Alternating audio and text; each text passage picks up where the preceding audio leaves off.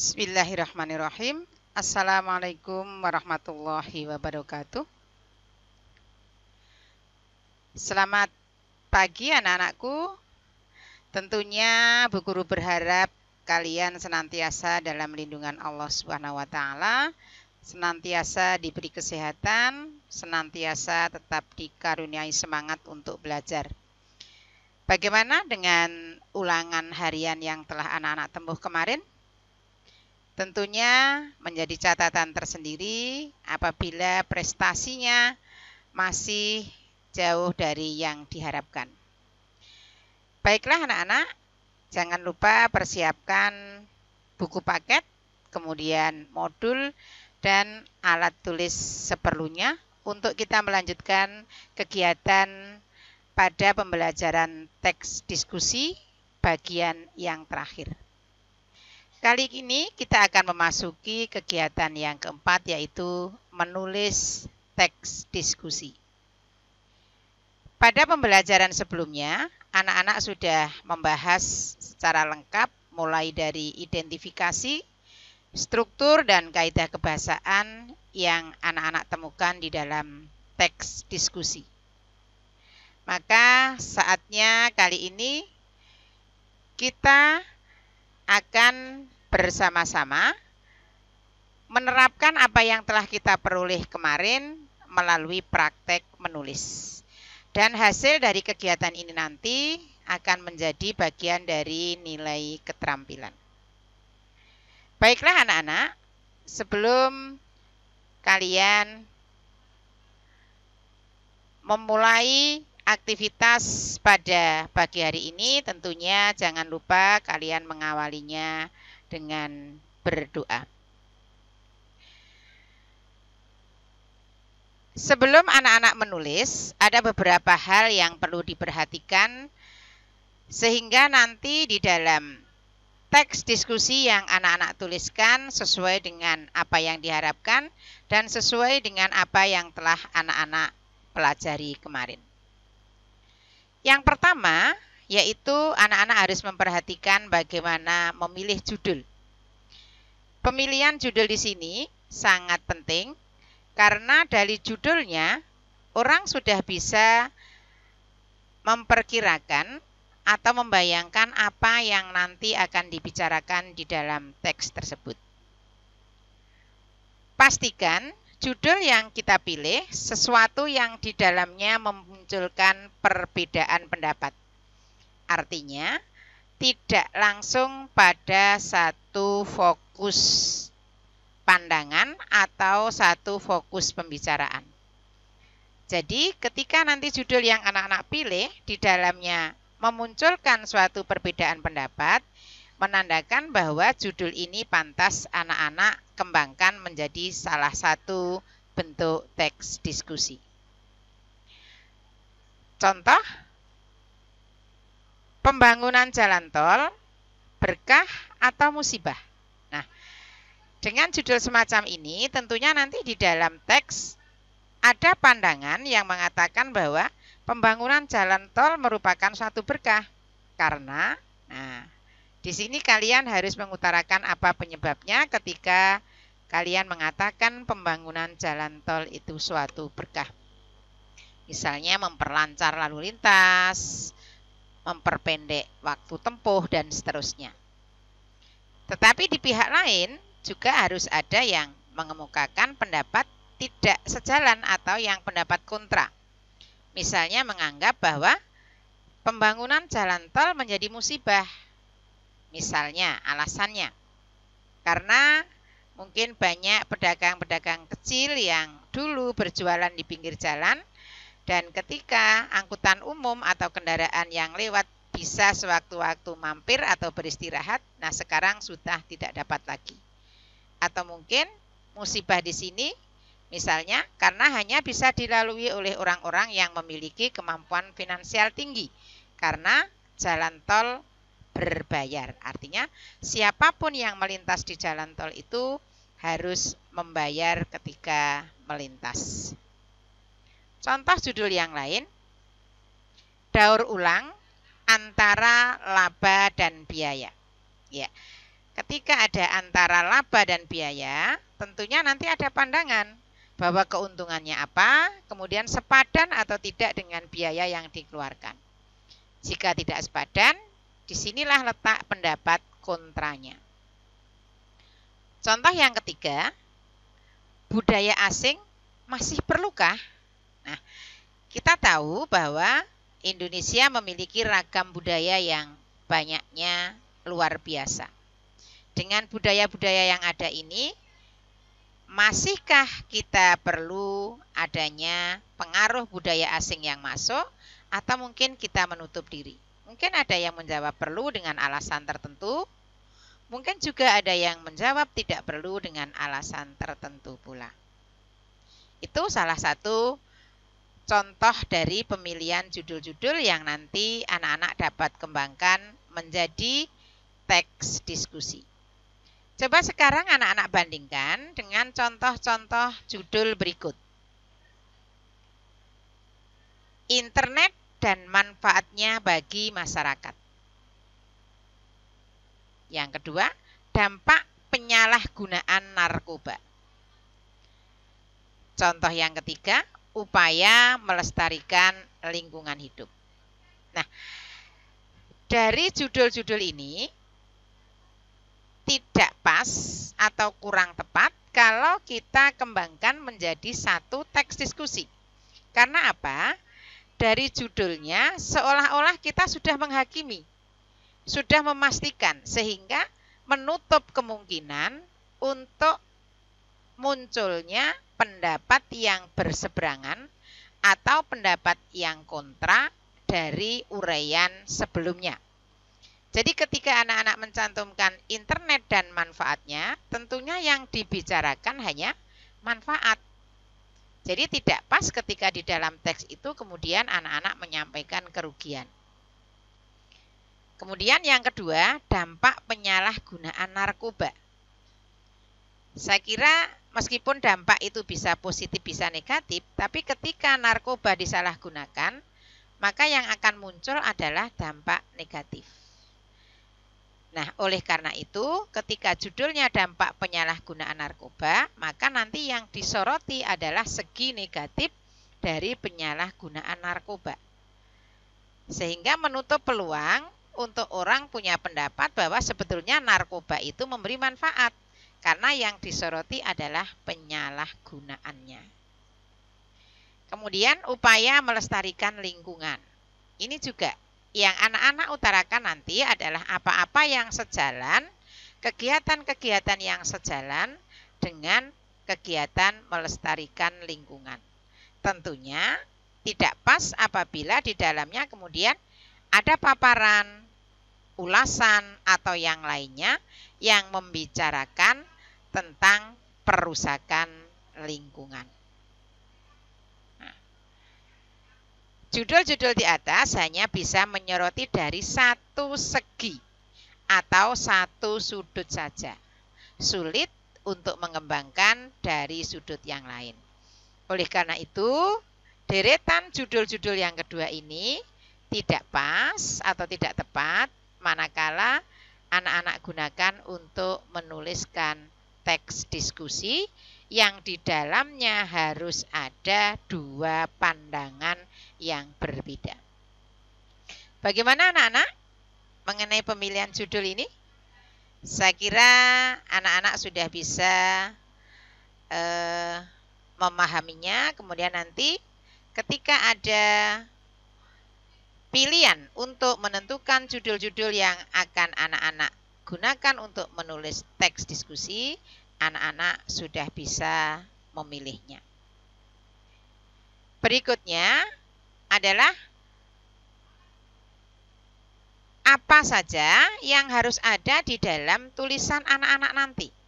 Seperti yang telah kita ketahui bahwa di dalam teks diskusi, di dalamnya harus ada pandangan pro dan kontra. Sekali lagi, di dalamnya harus ada pandangan pro dan kontra. Pandangan pro belum tentu sifatnya positif. Artinya, belum tentu menyoroti segi positif dari suatu masalah. Sebagai contoh, misalnya ketika tadi anak-anak menuliskan judul atau memilih judul daur ulang sampah antara laba dan biaya. Ketika anak-anak nanti menuliskan di awal bahwa mungkin dari segi keuntungan finansial atau materi daur ulang tidak begitu menjanjikan. Berarti ini yang disoroti adalah segi negatif. Masuk pada pandangan pro. Maka nanti ketika anak-anak akan mencantumkan pandangan kontranya, berarti justru yang dibicarakan adalah faktor-faktor positifnya. Jadi pandangan pro dan kontra di sini tidak mesti pro itu positif, tidak mesti kontra itu negatif. Tinggal masalah yang dibahas pertama itu apa? Jika yang dibahas adalah hal yang sifatnya negatif, maka kontranya justru positif. Jika yang dibicarakan di awal itu segi positifnya, maka kontranya adalah hal-hal yang sifatnya negatif. Oleh karena itu, anak-anak bebas nanti akan memulai atau anak-anak akan menguraikan dari judul yang dipilih tadi menjadi teks atau karangan yang sebelumnya sudah anak-anak pikirkan. Apa yang akan saya tulis di pandangan pro dan apa yang akan anak-anak tulis pada pandangan kontra. Kemudian yang ketiga, coba lihat kembali anak-anak pada struktur teks diskusi. Pada struktur teks diskusi terdiri dari pendahuluan, isi, dan penutup. Isi dari pendahuluan apa, kemudian isi dari bagian isi apa, dan isi dari bagian penutup apa, atau kesimpulan. Ya. Kalau di teks diskusi lebih tepat dikatakan bagian yang terakhir ini adalah bagian kesimpulan. Perlu saya ingatkan anak-anak, ketika kemarin Bu Guru menugaskan anak-anak untuk menyusun kembali struktur teks diskusi pada teks yang sudah ada, ternyata hanya menuliskan garis besarnya. Padahal harusnya pada bagian pendahuluan berisi apa, tunjukkan bagiannya. Pada bagian isi, isinya apa, per bagian. Jadi misalnya kalau di bagian isi itu ada pendahuluan, kemudian pendapat pro, kemudian pendapat kontra, ini masing-masing harus anak-anak uraikan tersendiri atau secara terpisah. Kemudian yang kedua, pada bagian penutup atau kesimpulan.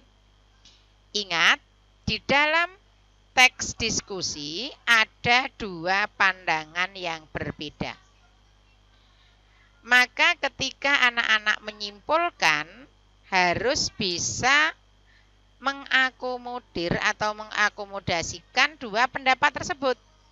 Jangan hanya didasarkan pada satu pendapat.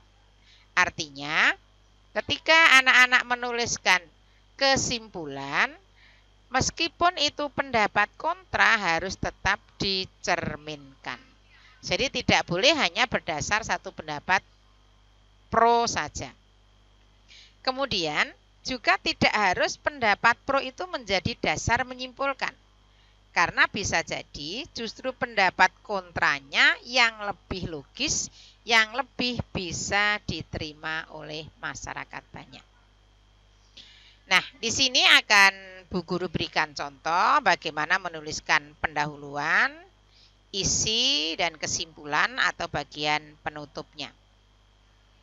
Pada bagian pendahuluan seperti pada uraian terdahulu, ini berisi gambaran secara umum dulu, artinya belum mengkhusus kepada apa yang akan dibahas.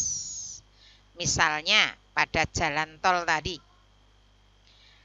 kelancaran lalu lintas tentunya didambakan oleh semua lapisan.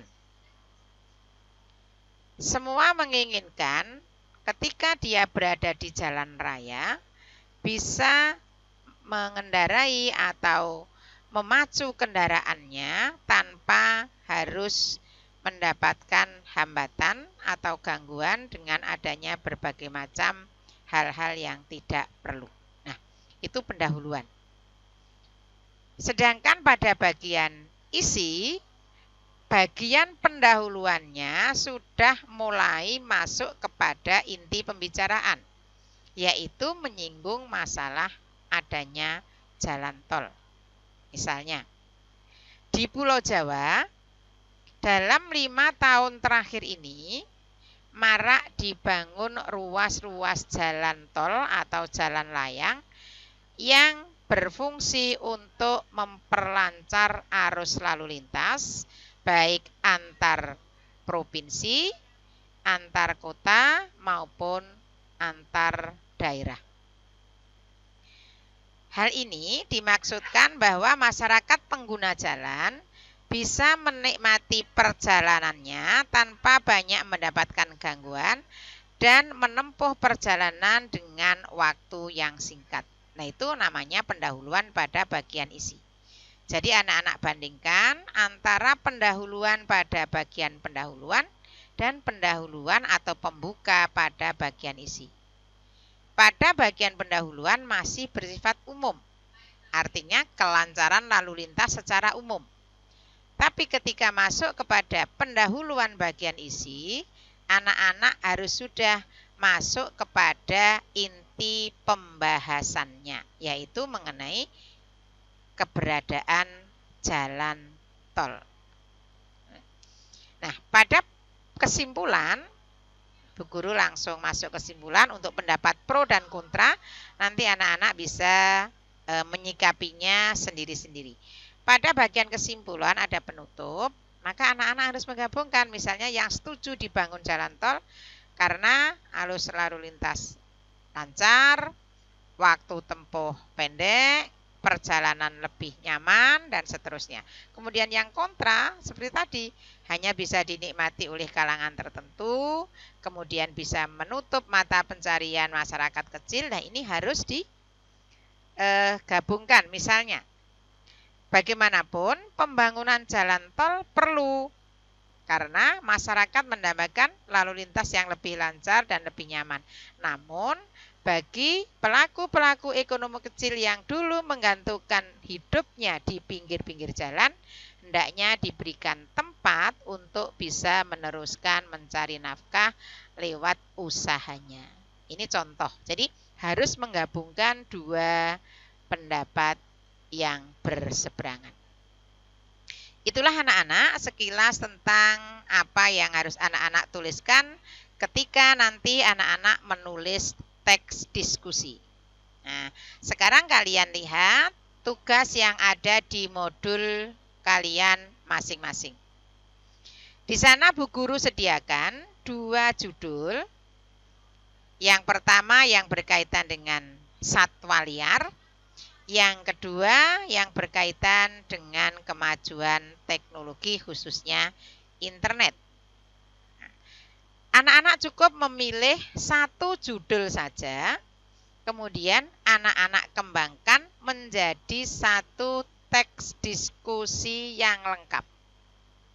Di dalam teks itu nanti tidak usah anak-anak tuliskan bagian apa, tetapi harus bisa menunjukkan bahwa bagian itu adalah bagian-bagian sesuai dengan struktur. Yaitu diawali dengan penulisan judul, kemudian latar belakangnya, gambaran materi secara umum, dan seterusnya. Pada bagian isi, diawali dengan uraian yang berupa pendahuluan, kemudian pendapat pro, pendapat kontra, dan di dalamnya tentunya nanti harus ada fakta atau data-data yang mendukung. Sekali lagi, anak-anak cukup menuliskan atau memilih 1 judul yang ada. Pikirkan terlebih dahulu bagian judul mana yang kamu lebih familiar, kamu lebih akrab, kamu lebih banyak khasanah pengetahuannya tentang hal tersebut, sehingga nanti ketika anak-anak menulis dalam teks diskusi, anak-anak tidak akan mendapatkan hambatan. Karena teks ini nanti akan menjadi nilai keterampilan, saya minta dikerjakan dalam folio tersendiri, tidak digabungkan dengan tugas yang kemarin. Kalau perlu seperti yang tugas yang dahulu, diberi cover, kemudian tulis nama kelas, sehingga bu guru nanti lebih mudah untuk memisahkan mana nilai pengetahuan dan mana nilai keterampilan. Jika nanti dalam perjalanan menulisnya menemukan hambatan, silahkan anak-anak menanyakan, boleh lewat grup kelas, boleh lewat WA pribadi. Yang jelas jangan sampai nilai keterampilan yang anak-anak dapatkan masih di bawah KKM. Berusaha sebanyak-banyaknya, boleh mencari sumber atau bahan dari buku-buku pendukung atau mungkin dari media internet. Sekian anak-anak, semoga apa yang kita bicarakan pada pagi hari ini menambah pengetahuan dan tentunya memperlancar anak-anak di dalam menuliskan dari teks diskusi tersebut. Terima kasih atas perhatiannya. Sekian. Assalamualaikum warahmatullahi wabarakatuh. Jangan lupa senantiasa jaga protokol kesehatan.